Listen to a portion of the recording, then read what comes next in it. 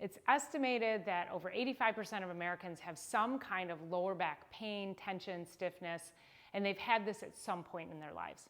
It can be acute, meaning it happened quickly and it went away, or it's something that is chronic. So it happens over and over, it lasts for a really long time, and you have periods of time where it could just be debilitating.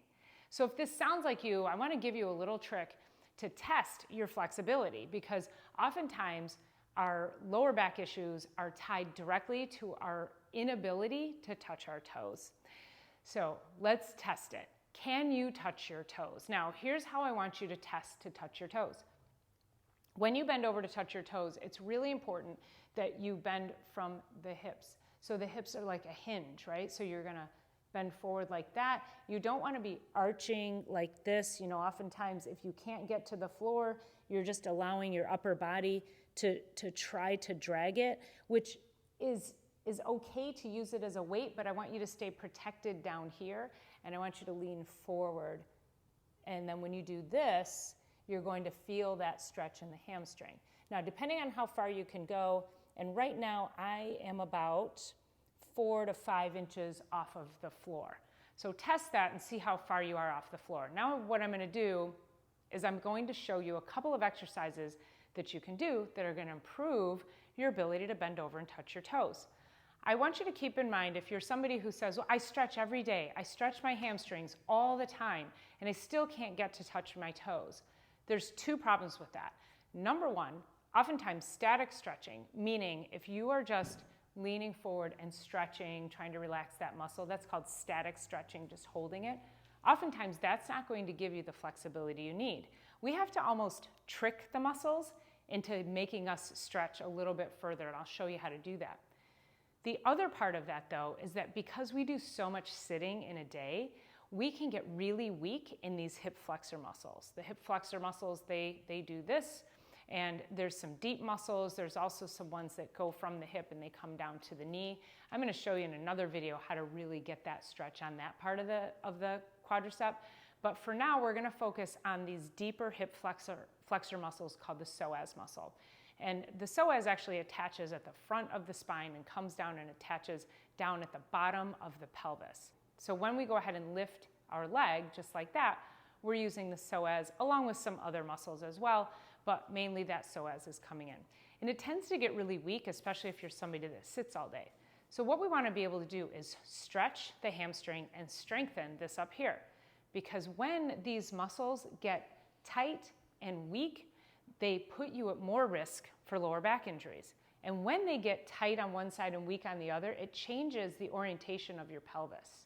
And when that happens, so we want to have this little curve in our lower back, but when these get really tight, it's going to tug down on your pelvis.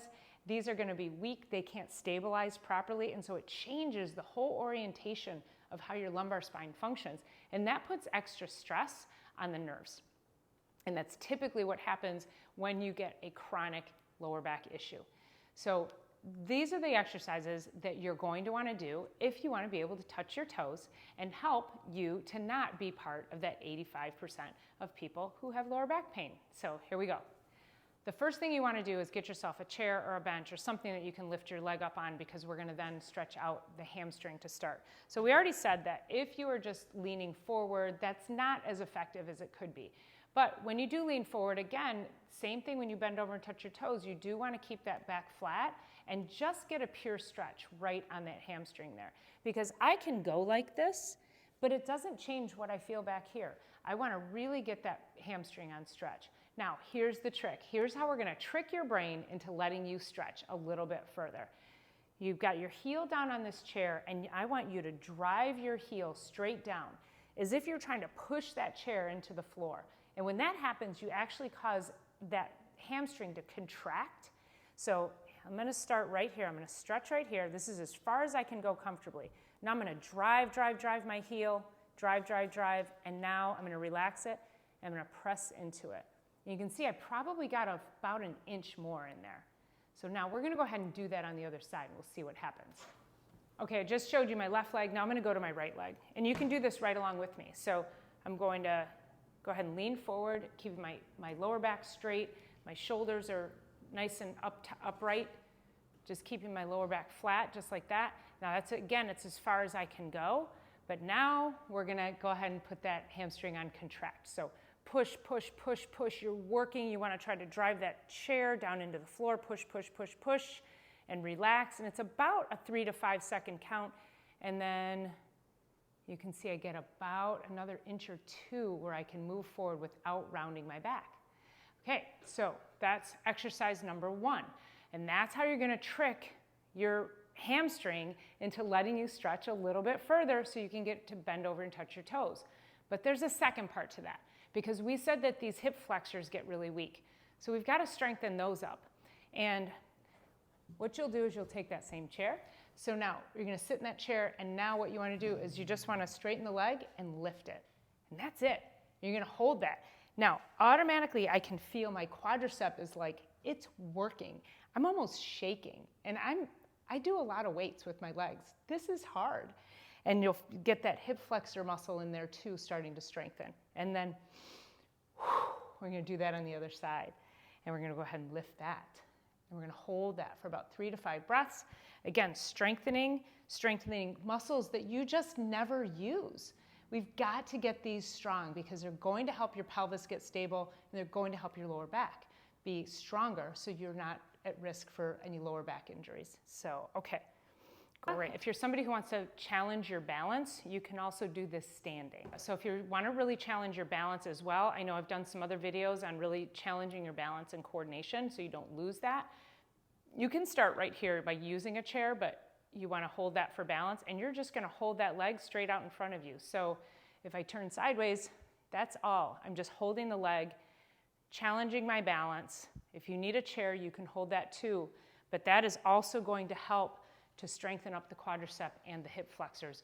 So then we're going to go ahead and retest our ability to bend over and touch our toes. So let's see how far I got. Okay, here we go. All right, are you with me? Did you do those exercises? We're gonna do this together and see how far we got, all right? So I said I was, about 4 to 5 inches off of the floor. So now again, from hinging, from the hips, straight on over. And I am probably right now, I don't know if you can see me as far as I'm down here, but I'm grazing my tips of my fingers down on the ground. So I can normally actually get my hands under my feet once I'm warmed up in yoga. But you know, on a cold day like this, I wasn't warmed up, but just doing those few little exercises, I was actually able to improve my flexibility enough so I could get my fingertips down to the floor. You're actually gonna feel like it's a little bit of a workout. And it should be. You're strengthening, you're exercising your body, you're energizing it, you're doing good things for it. So I'd like to see you doing this exercise at least 3 days a week. It's not going to take much, but it is going to have an incredible impact on you if you just take about 3 to 5 minutes, 3 days a week, and do this to help improve your ability to bend over and touch your toes. You will notice that you're going to have much more stability in through your lower back. Your pelvis, your hips are going to be stronger. They'll be able to support you. You'll be able to walk further. You'll have more energy, and you won't be putting yourself at risk for lower back or even hip injuries. Okay, I hope that helps. Let me know how it goes when you start practicing. So first question, can you bend over and touch your toes? If you can't, let me know that. And then after you do this stretch a few times, come on back and let me know, did it work for you? And were you able to get down and touch your toes? If you are, congratulations, and you're gonna help save yourself from being one of the 85% of people who cannot touch their toes. So let's do this together. Appreciate y'all being here, and we'll see you on the next one.